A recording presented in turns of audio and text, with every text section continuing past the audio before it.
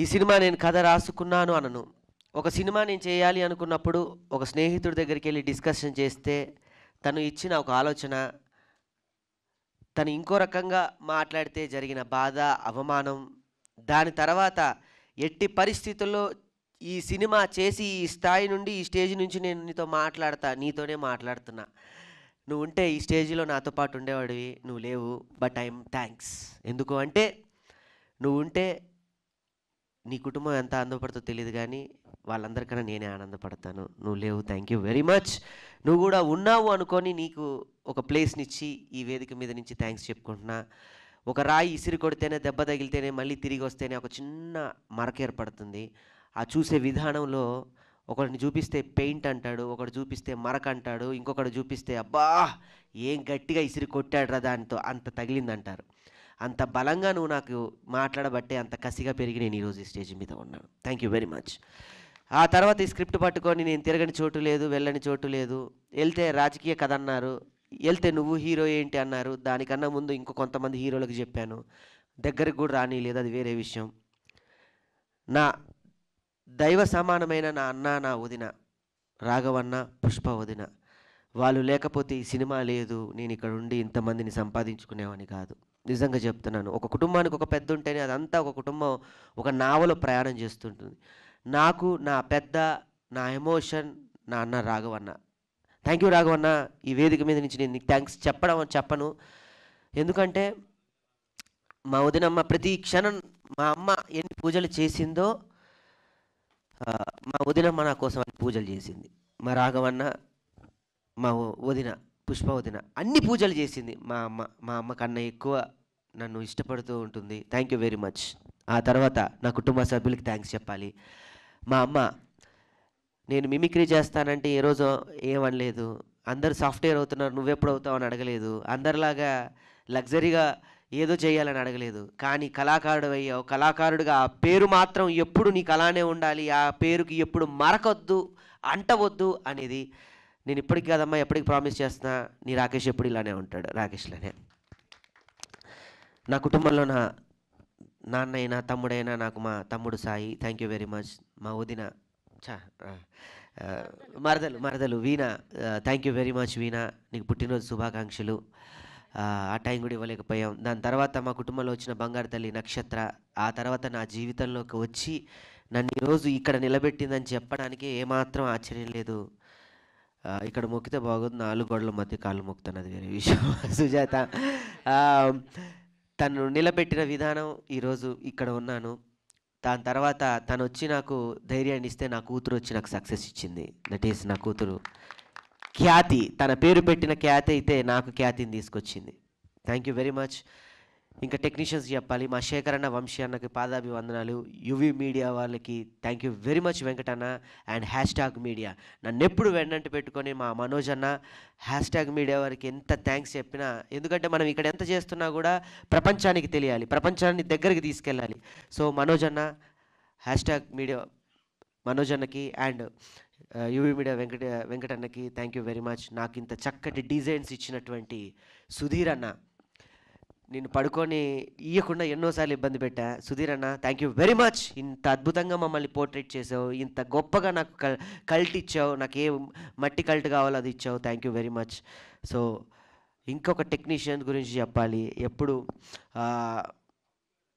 అతను టెక్నీషియన్ అనాలా, అన్న అనాలా, ఏమనాలో కూడా తెలీదు, దేవుడు అంట నాకైతే. మచ్చరణ అన్న థ్యాంక్ యూ వెరీ మచ్ అన్న, తప్పదు భరించాలి. ఇకపోతే ఈ సినిమా అందరూ నాది అంటున్నా, నాది కానే కాదు.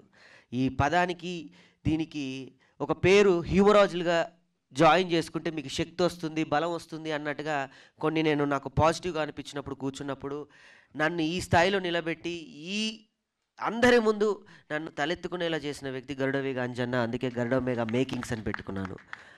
ఆ మేకింగ్సే నన్ను ఈరోజు కింగ్ చేసి ఇక్కడ నిలబెట్టింది. థ్యాంక్ యూ వెరీ మచ్ అన్న. నీకు నేను థ్యాంక్స్ చెప్పను, ఎందుకంటే థ్యాంక్స్ అంటే ఒక దాంతో పోయేది. నెక్స్ట్ మన సినిమా ఉంది, సారీ చెప్పకూడదు కదా, అది వేరే సందర్భంలో చెప్తాను. ఇక్కడతో అయ్యేది కాదు. త్వరలో ఈ నెలలోనే ఇంకో సినిమా నెక్స్ట్ వెంటనే ప్రకటిస్తున్నాను మీ మీడియా మిత్రుల సహాయ సహకారాలతో. మా వదినమ్మ పార్వతమ్మకి థ్యాంక్స్, ఎందుకంటే నిన్ను ప్రతి క్షణం ఈ సినిమాకి ఎవరైనా బ్లడ్ పెట్టారంటే ఆయనే పెట్టారు. అంటే ముక్కులోంచి బ్లడ్ వచ్చేది పాపం. సారీ అన్న.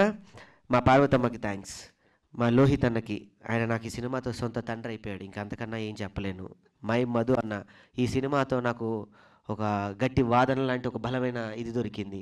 నా స్నేహితులు, నా బైరన్న కానీ, మిత్రులు, మా అమ్మగా చేసిన కీర్తిలత గారు కానివ్వండి, అసలు వాళ్ళకి నేను ఏమి ఇవ్వాలి, ఏమి ఇవ్వగలను అనేది కూడా నేను చెప్పలేను.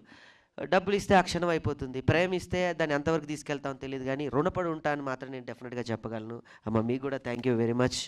అండ్ వెంకటన్న, అండ్ నీకు చందన్న, మా వీరబాబుకి అన్న, చిరంజన్ గారు. త్వరలో ఈ సినిమా ఇక్కడితో అయిపోవట్లేదని ఒక బాధ.